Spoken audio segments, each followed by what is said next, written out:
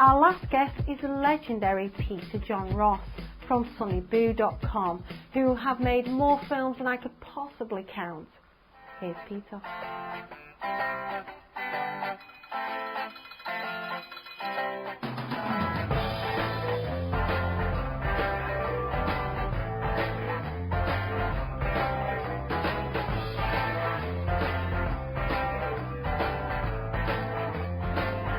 My whole life, from the time I was 5 years old, had been about I wanted to write music for movies.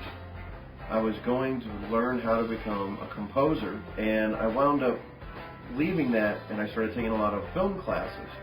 And I really enjoyed changing the focus from, music theory to, basics of film theory, film ideas, film and literature classes.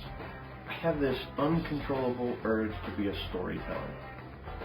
I mean, either I'm verbally telling stories, writing stories, or I'm making movies to tell stories. The sole reason to make movies is to sit in a dark room with a bunch of strangers and watch the story unfold. I find that even when I shoot film, I edit on video. A lot of what I learned how to do as a filmmaker, I learned on video first before stepping up to film. It taught me a lot of discipline. It taught me how to more effectively tell a story before I started spending money on shooting film. And as things get better with high definition video, a lot of people may not ever find the need to shoot film. I admire a lot of filmmakers for their passion, for their convictions, for style. I think that anybody that has found something innovative, a new way of working within the medium of moving pictures and sound, I find that influences me. If they find a way to emotionally connect with audiences.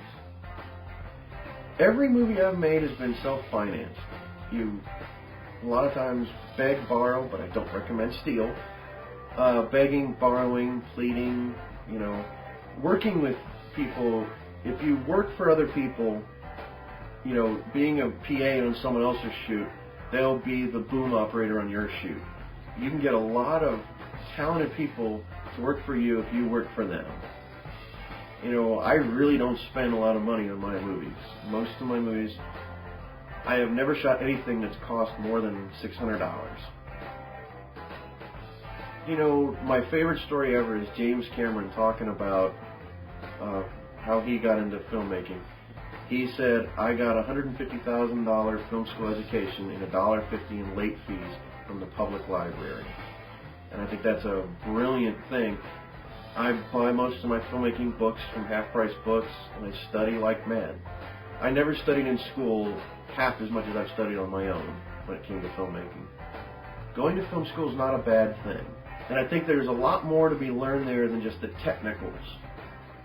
But I also feel that if you can't afford film school, or you don't want to go to film school, everything you want to learn, you can learn on your own with a DV camcorder, a cheap FireWire card, and the free software that comes with your operating system. The best advice I can give to up-and-coming filmmakers would be, finish your project. Do what you say you're going to do. Never make a promise you can't keep.